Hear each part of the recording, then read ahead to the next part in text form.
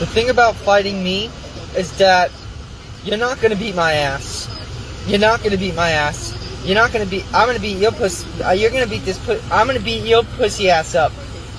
Then you see a pack of Hell's Angels going by, people are going to want to look. Next thing you know, cars. Because they're just staring at us and not paying attention to stop traffic. If you wanted to break the law on an everyday norm, you should have joined a street gang. That's what they're known for. That's what they do. You're not allowed to steal cars on my block. We steal those cars. I mean, it was so bad by us in Vegas. I was in the pool swimming, and the guys came back. Hey, Pee-wee, the cops are here. They want to talk to you. I said, well, go talk to them. Find out what they want. And they came back. They go, they want to talk to you. Typically, if you leave the club, if you haven't been in for 10 years, you're automatically out back. Got put out in 2006. Back in 2007, wound up going into Cannon. 2011. Came out of there. I had 4.5 years to walk off with zero support from that club.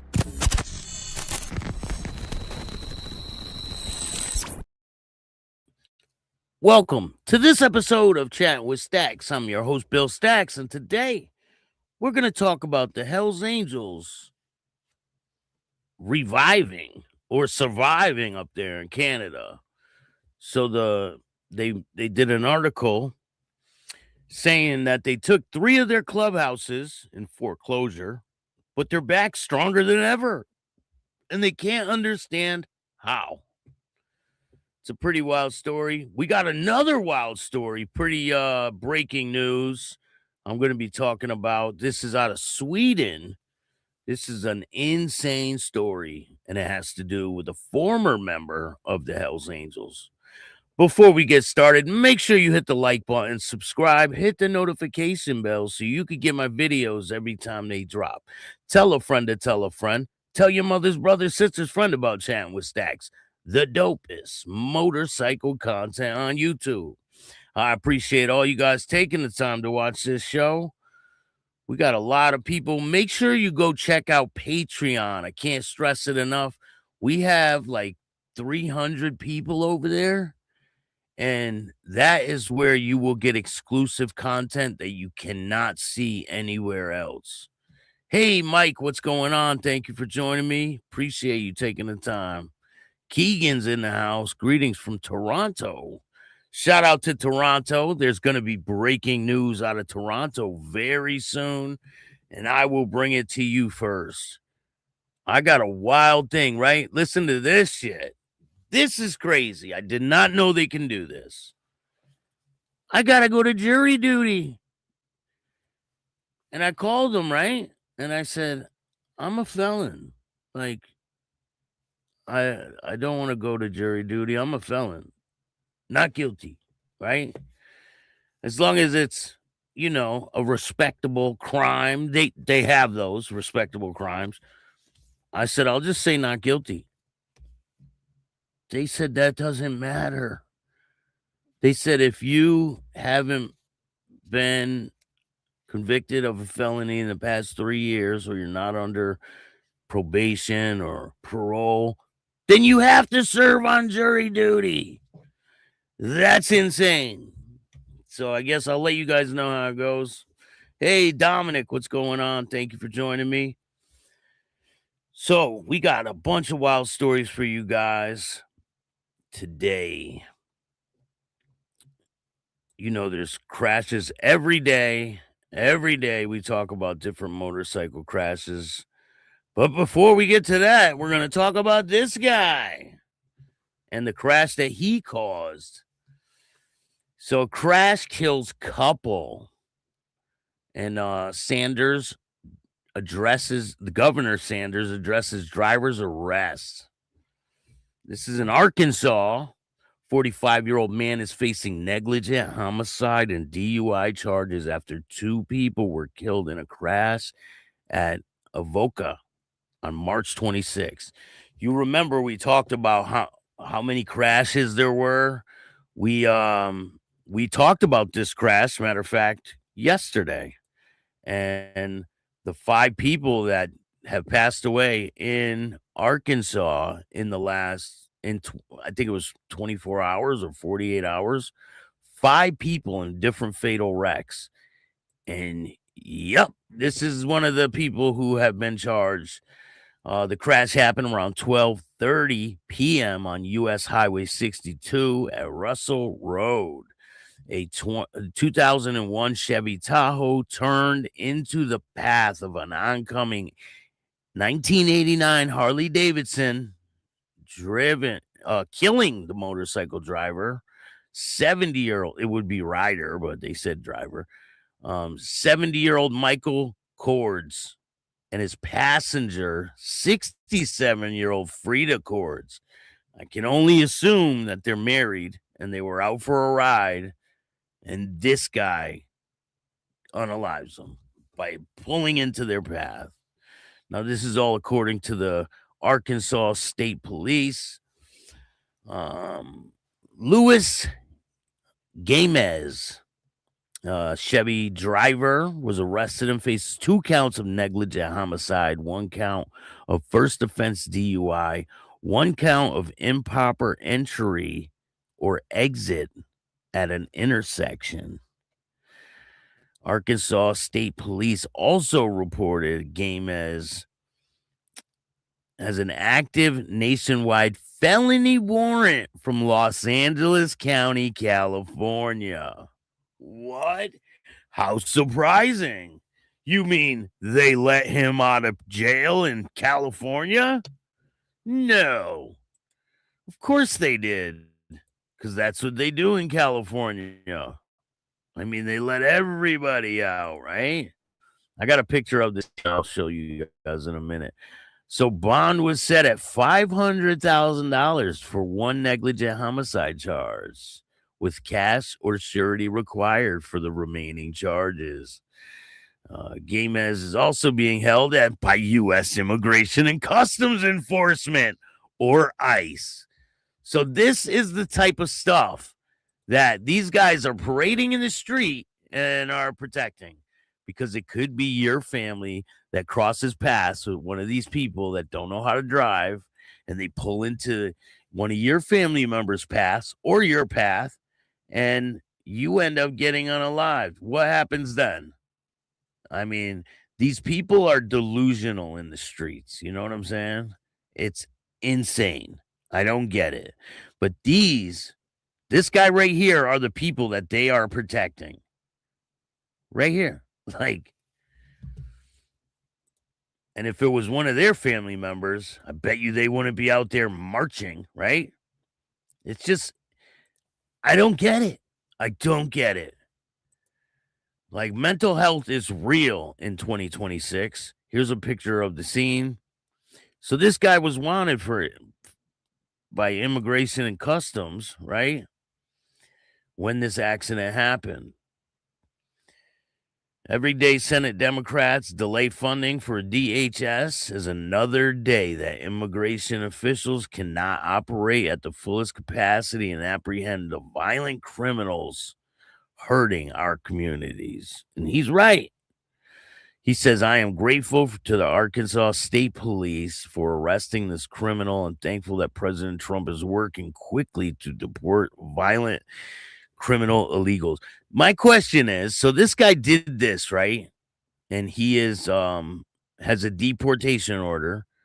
Will he serve his time and then get deported? Or will they just put him on a plane and dump him off in another country? Because I'm curious to know. Usually, I've been locked up with people who have been deported, and usually they serve out all their sentence, and then they deport them. But they're doing stuff a little different nowadays. So he says, according to the fatal crash report, the weather was clear and the road was dry at the time of the crash, and no other injuries were reported. The Northwest Arkansas Human Society, blah, blah, blah. It's just crazy. Insane. Another family loses a loved one, all because this guy's here illegally. And they're not saying don't come to this country. Just come here the right way. That's it. Come here the right way. What's the problem with that? I don't understand. I mean, innocent people gotta are going to pay the price, and that's just what's going to happen, right? Hey, Lefty, what's going on? Shout out from Central Florida. I appreciate you watching. Craig, how are you? Much love and respect to you. Paula, good afternoon. Kurt is in the building. Pepper, how are you? So we got the merch. If you guys are interested, let me know. And remember, don't be a bitch. Send them all to ADX. Hey, Virginia Chaos is in the house. Underground Auto. Pull the COs. Let's see. Stanford Project, Big Staxx.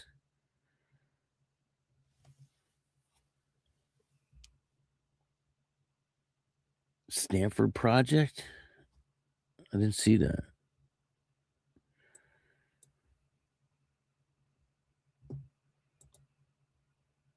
Good morning, Al Rose. How you doing? Shout out to BC Canada. We're going to be talking about them today. Everything else is dope. Appreciate you, man. Just come proper. No colors, no religion. I mean, just come here the right way. What's the problem with that? You can't go into any other country and just sneak into the country and think everything's okay. It doesn't work like that. So why should it be like that here? Man, we haven't had king in this country since 1776, right? Since before that. Hey, Mike Ball's in the house. Warland, how are you? Thank you for joining me today. Appreciate you. Mike Ball is in the building. Make sure you guys subscribe to Mike Ball if you're not already. Mike Ball Raid. I really appreciate that. Keegan says, cool merch, Staxx. Yeah, if you want one, hit me up. And remember, don't be a bitch. I got all kinds of designs. Sick bastard, what's going on? Thank you for joining me. If you guys want some of the dopest designs out there, just hit me up. Tell me what number you want, how you want it arranged, and your size, and I will get it out to you as soon as possible. You can pick from these different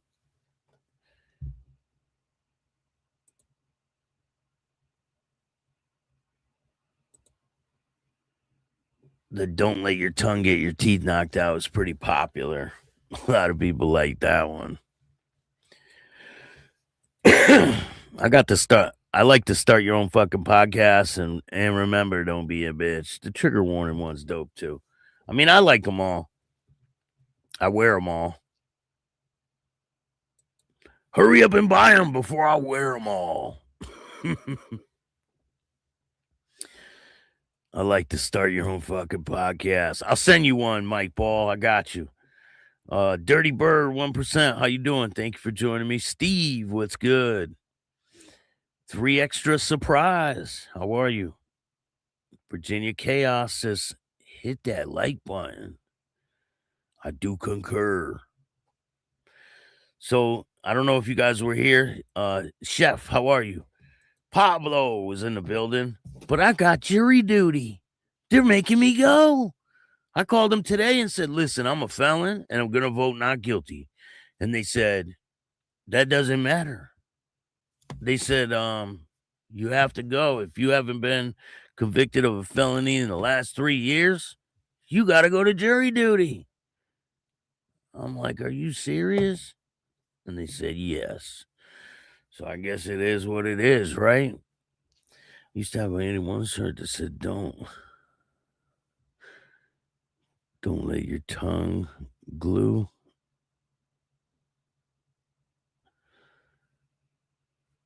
It's crazy, man. I don't get it. Listen, if they have, you know what respectable crimes are, right? Anything not against children and all that shit. It's not guilty. Another thing I want to ask, if there's any 1%ers that are watching here, right? Because every 1%er is not a criminal, right?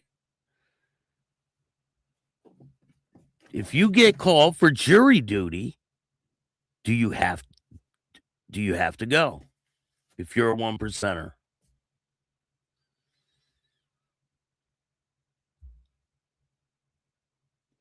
You'll go, but they won't hire you.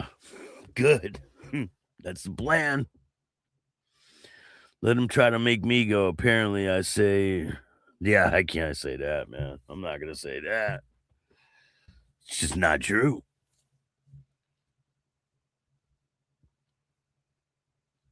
Three extra says, wear colors to court.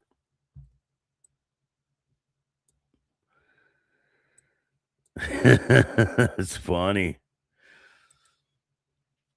So, let's see here.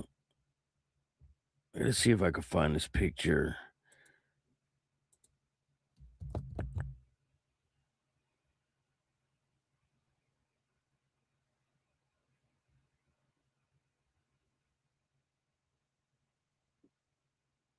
You guys know the situation in Omaha, Nebraska. I think it was Omaha, Nebraska, with the Los Diablos Motorcycle Club. I believe that guy was convicted. We're going to talk about that one tomorrow. But right now, we're going to be talking about the Hells Angels up in Canada and their clubhouses being seized and everything that's going on up there. And this is insane. This is a crazy story.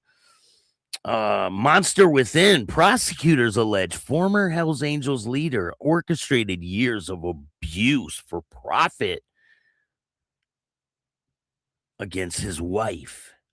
In a case that stunned Sweden and reignited scrutiny of the outlaw motorcycle gangs, former senior member of the Hells Angels stands accused of turning his own marriage into a system of coercion, control, and profit.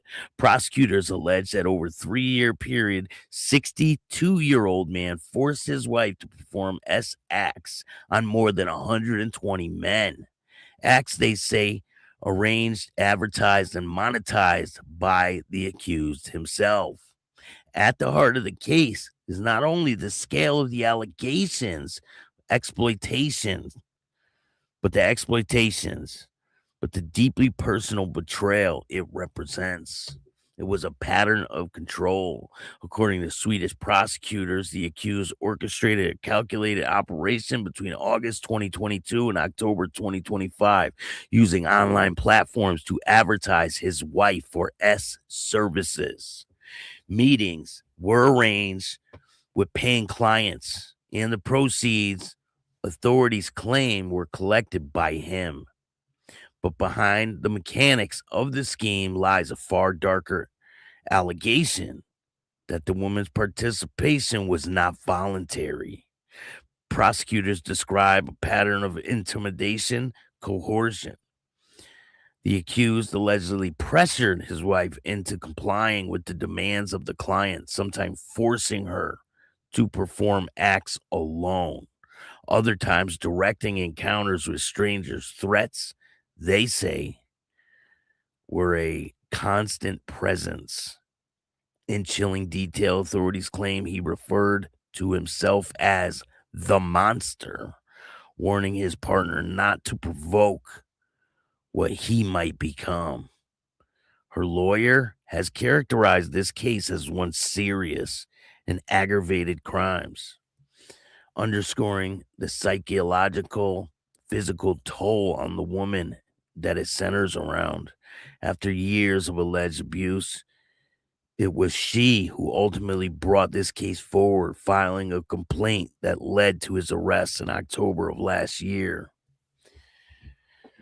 The man now faces a series of grave charges, including aggravated pimping, assault, multiple counts of R. Swedish authorities have identified approximately 120 individuals that have paid for services during this period in question. He remains in custody since his arrest and denies all allegations. The trial is scheduled to begin on April 13th. That's only in like 2 weeks, where prosecutors are expected to present evidence detailing what they described as a sustained campaign of ruthless exploitation. While the case is deeply personal, it unfolds against the backdrop of a broader history. The Hells Angels have maintained a presence in Sweden since 1990s, expanding during the turbulent era marked as the Nordic Biker Wars, a violent clash between rival motorcycle clubs that left lasting imprint on the region's criminal landscape. Swedish authorities have over the years linked members and affiliates, networking, in investigations involving drug trafficking, violent crime, extortion, weapon offenses. However, cases like this center on alleged domestic exploitation are far less visible and often more difficult to bring to light. For the woman at the center of the case, the upcoming trial represents more than a legal proceeding. It is a reckoning. After years of alleged silence, her decision to come forward has transformed a private ordeal into a public case. One prosecutor say exposes not only individual criminality, but the dynamics of control that can't exist behind closed doors. Whether the court will ultimately uphold the charges remains to be seen. But already, this case has forced a confrontation with an uncomfortable truth. The power, when left unchecked, can be exercised not only in the shadows of organized crime, but within the immediate of a relationship. And sometimes the most dangerous figure is not the one seen by the world, but it's the one waiting at home. This is a wild situation, and this dude's facing a whole bunch of charges, so it's not looking good for him. So now we're going to go up to Canada, and you guys know they seized a bunch of clubhouses from the Hells Angels up there in Canada. Before we move on, let me make sure to say that this dude's innocent until proven guilty. He hasn't been convicted of anything. So this article came out recently. The Hells Angels soft ride. Sure, we seized their clubhouse, but they seem stronger than ever. The Outlaw Motorcycle Club gets a pretty soft ride, says veteran police expert. A new national assessment puts BC Hells Angels among the most dangerous criminals. It took 16-year legal battle for BC Civil Forfeiture Office to seize and destroy 3 Hells Angels clubhouses in this province.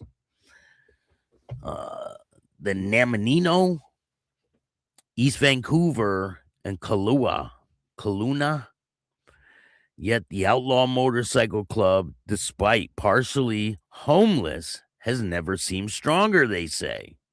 A new annual report by the Canadian Criminal Intelligence Service says 6 of Canada's 8 high-level threat criminal organizations operated in BC in 2025.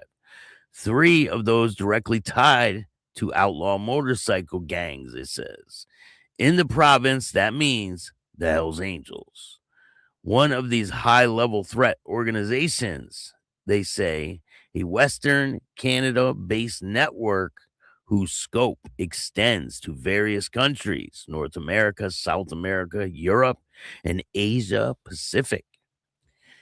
It is comprised of high-level criminal and entrepreneurs who operate within multiple OCGs, or organized crime groups, involving synthetic drug manufacturing in Canada and abroad, fentanyl, methamphetamine, cocaine importation and distribution, public infiltration, firearms, money laundering, homicide, intimidation. It maintains associations with multiple prominent OMGs, or street gangs, and street gangs. Does that not sound like the Hells Angels? SCISC, for reasons does not make clear. They will not name these organizations directly. It seems likely the Hells Angels are linked to all 3 of the high-level threat groups operating in BC. And there are a lot of groups up there in Canada. I told you guys I did an interview with Paul Manning. If you guys don't know who he is, he's a former former undercover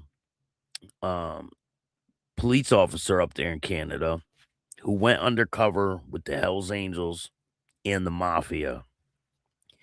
And he had a little run-in with Donnie Watch. And he tells me all about it in our interview. That interview is going to be dropping probably tomorrow. But if you want to see it first, make sure you join the membership. It's a pretty good interview. And he tells me how what he thinks about all the stuff going down today. And I want to know your opinion on all this stuff.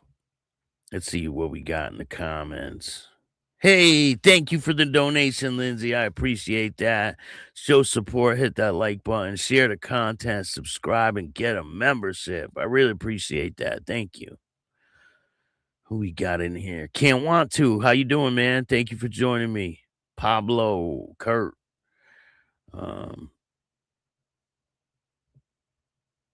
I can't wait to show you guys the documentary. It's coming along.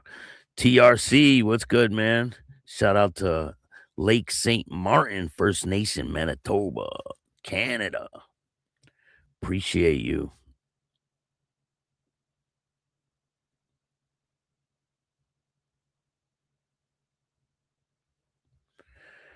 We got a lot of people in the house. We got 50 people in the house. Make sure you hit that like button.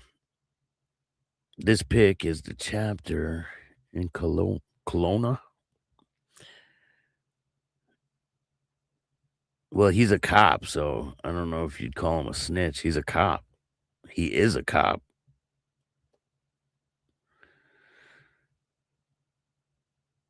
Staxx chat, been watching but driving. Appreciate you, Tommy. Thank you for joining me.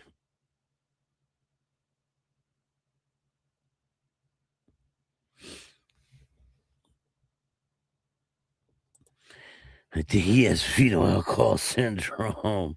He's a native brother with a big mouth. His footwork sucks. Hey, he still goes in there in the ring, though, right? Give him that. Jason, what's good, man? How are you? Thank you for joining me today. Appreciate you. So,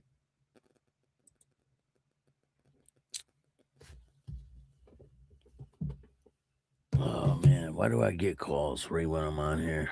Clearly, the Hells Angels national and international organization remains, after more than 40 years, one of Canada's most resilient and deeply rooted crime networks. At the center of the illicit drug trade and organized crime of all sorts, the BC chapter is among the richest HA clubs in the world. And I've spoken to a lot of people, right? And I've interviewed a bunch of people who went up there, and they said they roll out the red carpet for people that come there from the U.S. But they say here that they're one of the richest chapters in the whole world in BC. The annual report is quickly posted on the CISC website and only released to members of the public who directly ask for one. Kim Boland provided some helpful incentivized background in her report, suggesting some of the groups covered by the CISC have the characteristics of the Wolf Pack, the UN Gang, or the Brothers Keepers. How do the Hells Angels remain dominant? They have a pretty soft ride, says Andy Richards, a private security consultant, former Vancouver Police Department officer who's focused on the HA throughout his career.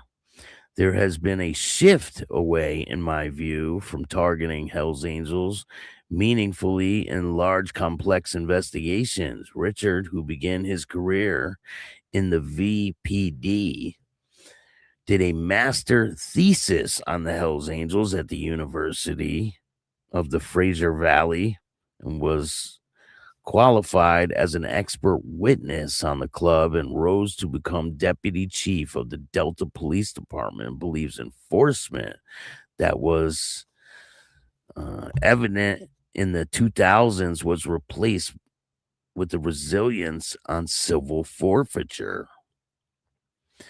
They are not going to commit the resources to dedicate Hells Angels investigations, he said in a recent interview. But they're more than willing to wrap Hells Angels up in independent investigations like murder conspiracy investigations. I don't know if you can recall when the last significant Hells Angels project was taken down in BC. I don't remember because I don't think there has been a significant major one, he said. Richard does not minimize the impact of the clubhouse seizures. It's symbolic in that they are obviously visibly planting their flag, he says. It's a territorial statement that they take very seriously. If they have a clubhouse in a jurisdiction, they honestly do believe in their practice is that they will try to control as much as they can criminally within that jurisdiction. For HA members, police raids and seizure is a slap in the face, a real humiliation, he says. Richards has seen Hells Angels adjust and move with the times in the 80s. It was highly a white organization, as he recalls, that shifted. I've seen South Asian members being patched in here locally out in Surrey, and more than a couple have taken on some senior advisory positions. They've been promoted to become full patch members based on their criminal accolades, their organization abilities, their networks, their association, their trustworthiness, and all those important things that they look for. I mean, this is the police talking, right? So you can't believe everything they say. I mean, I think they pull some of this shit out of their ass. It says the sophisticationness of the Hells Angels has increased as well. From a very simple business model that imported BC bud to American markets and imported cocaine from Colombia, the organization has moved into every aspect of narcotics trade. Like their competitors, the Hells Angels are at the heart of the illicit drug crisis. Quebec police have seized and destroyed many Hells Angel bunkers over the years, but loudly publicize other enforcement actions between mid-January and early February. Combined forces in Quebec, RCMP, and other provinces, organized crime agencies conducted a series of raids involving more than 160 officers over a period of weeks across Quebec and New Brunswick to disrupt a widespread cocaine network run by the Hells Angels in BC. Hold on a minute.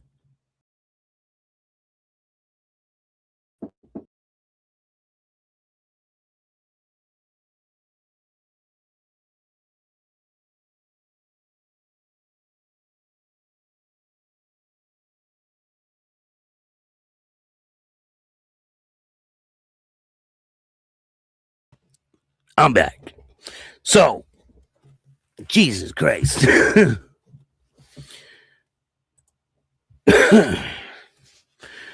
So they, in BC, the attitude. In 1989, when hundreds of Hells Angels from around the world gathered at a clubhouse for a multi-day party, the province tourism minister welcomed them, telling reporters money is money. And that's the thing. A lot of times, these people will put articles in the paper like, oh, they're coming to town. There's going to be 150 members.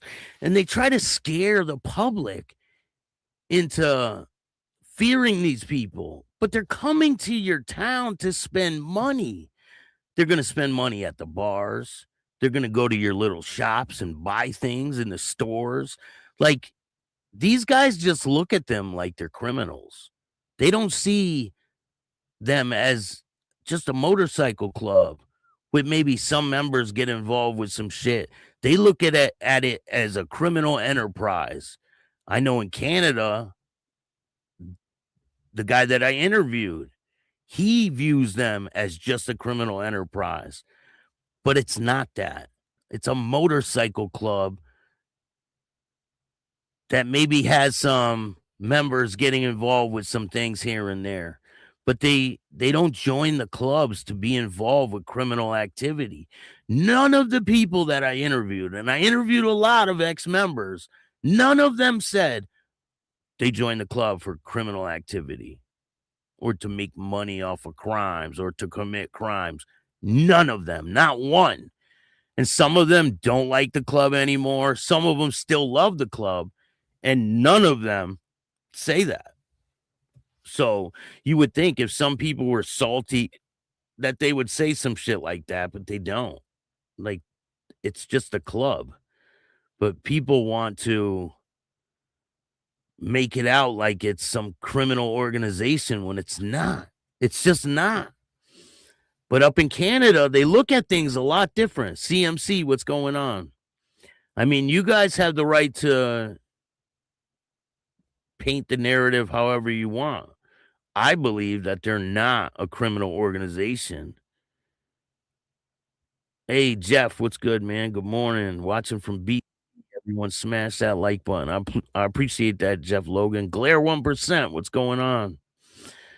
I mean, everyone's entitled to their opinion, but I believe that they are not a criminal enterprise. These police snitch dudes want things to fit their narrative 100% because it brings money to them, right?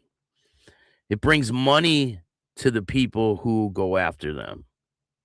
If they label them a criminal enterprise, of course, they're going to funnel money so that they can fight the criminal enterprise.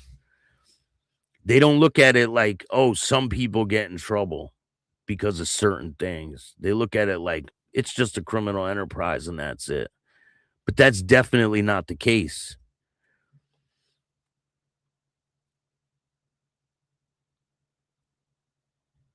If you do crime, do it by yourself without a patch on your back at a gas station, because that's probably the worst place to ever do it. For the next time we find dirty cop, shoot, does that mean all cops are a criminal enterprise? I think a lot of cops are dirty. I think most likely probably 50% of them have committed a crime while on duty. That's my opinion. But I think they all skate above the law. They think they're all above the law, and they govern too much shit. I think they should only go to people when there's a problem. They shouldn't actively go looking for problems. You know what I'm saying? When someone calls you and they say they need you, then they go. They shouldn't be out there actively looking for problems. You know how many times I just was walking down the street and they pull over and fucking pull guns out on me? For what? For what? It's bullshit. It's over policing. And if they name them a fucking criminal enterprise, it gives them money to fight them, right? It just gives them money to fight them and make more money. It's all about money. They don't give a shit. And if they can tie any criminality to any of these clubs, it'll just bolster their case that, oh, it's a criminal enterprise. All of these clubs that little situations happen around the country, it doesn't mean that they're a criminal organization because these people don't sign up to be in a criminal organization.